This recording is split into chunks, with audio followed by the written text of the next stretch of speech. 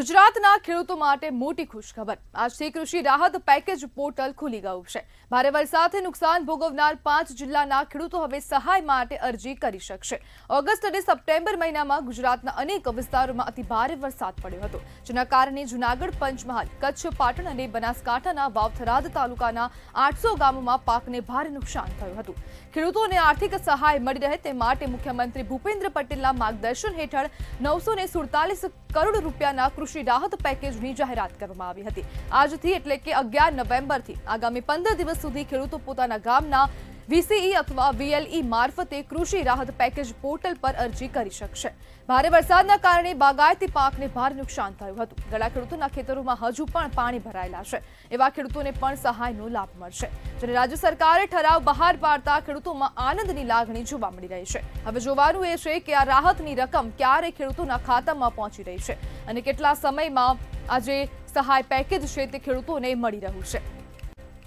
વાવથરાદ અને પાટણમાં હેક્ટર દીઠ વિશેષ સહાયની જાહેરાત પણ કરવામાં આવી છે અને વાવથરાદમાં 20,000નું આ સ્પેશિયલ પેકેજ જાહેર કરવામાં આવ્યું છે।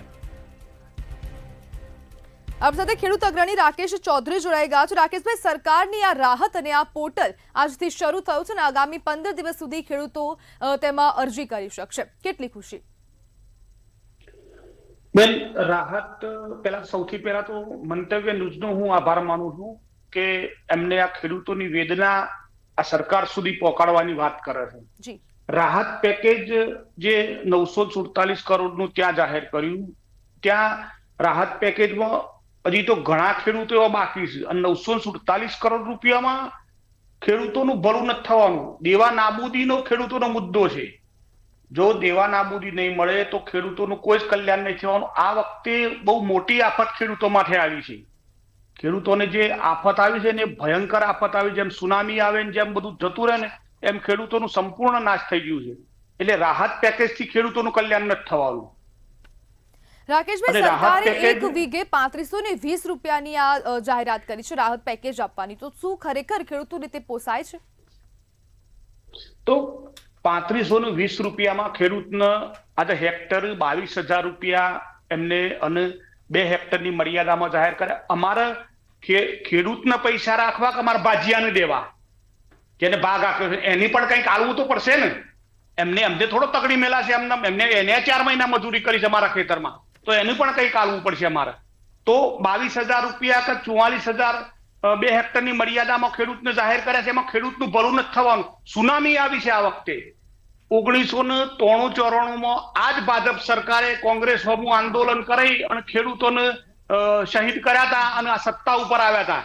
આજ એમની જોડે સમય છે કે આ ખેડૂતોની વારે આવી જાય અને સંપૂર્ણ દેવા નાબૂદી કરી દે, નહીતર 26 નહીં આવે 27ની ચૂંટણી પહેલા 26માં આમનું વિસર્જન થશે। ખેડૂતોના માટે એમને બલિદાન, ખેડૂતોને આમને બેસાડવા માટે બલિદાન આપ્યું હતું અને આ જ ખેડૂતોનાથી મૂઢું અત્યારે ફેવડી લીધું છે આ જ સરકારે।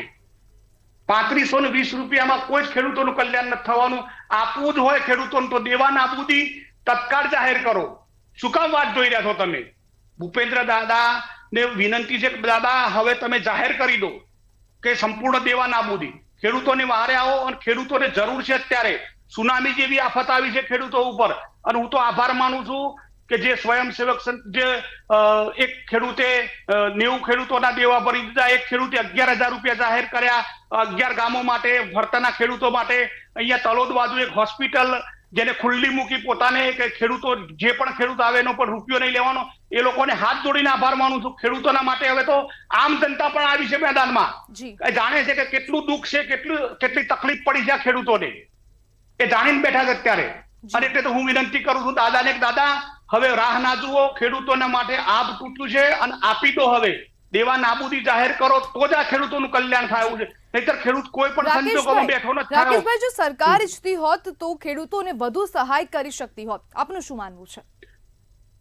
સરકાર ઈચ્છે તો વધુ ખેડૂતોને વધુ સહાય આપવું, નથી આપે એવું નહીં, પણ સરકારે મેં ના કીધું બેન એમ કે આ જ સરકારે કોંગ્રેસના સામું આંદોલન કરી અને ખેડૂતોને શહીદ કર્યા હતા અને એ જ સરકાર આજે બેઠી છે।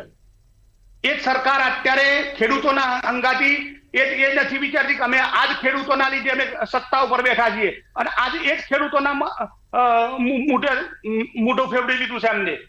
આ મનમોહનસિંહ 72,000 કરોડ રૂપિયા આપ્યા. શંકરસિંહ બાપુ ટનાટન સરકાર લઈને આવ્યા 6 મહિના માટે. જી ખેડૂતના ટ્રેક્ટરનું બળદગાડું બનાવ્યું એમને બેન. જી ખેડૂતનું ટ્રેક્ટર હતું એનું બળદગાડું બનાવ્યું. શંકરસિંહ બાપુએ હોર્સ પાવરે પૈસા ગવતાડ્યા.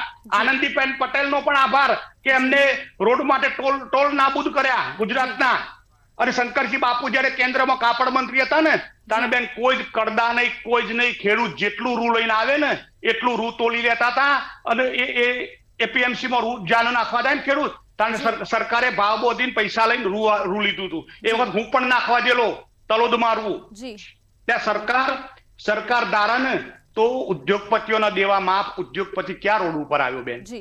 આ તો મંતવ્ય તમે ન્યૂઝ છે કે બેન અમારી વ્યથા પોકારો છો. કોઈ ઉદ્યોગપતિ રોડ ઉપર નથી આવ્યો. ખાલી ખેડૂત રોડ ઉપર આવી ગયો છે આ વખતે. અને સરકારને ખરેખર બુદ્ધિથી અને વિચારી અને પ્રશ્નો કરવા દો બેન. સૌથી મોટું દુઃખ અમને એ થાય છે કે અત્યારે અમે આટલા ખેડૂતો દુઃખી છીએ અને તમે જુઓ તો જિલ્લે તાલુકે આ લોકો સ્નેહ મિલન ભોજન સમારંભ કરે છે નવા વર્ષના. અને કેબિનેટ મંત્રીઓ 10 ખેડૂતો જોડે જોય છે. આ પેકેજ થી ખુશ છે એવું કહેવાય. કોઈ જગ્યાએ 5. બિલકુલ રાકેશભાઈ, જોડાવા બદલ આપનો આભાર.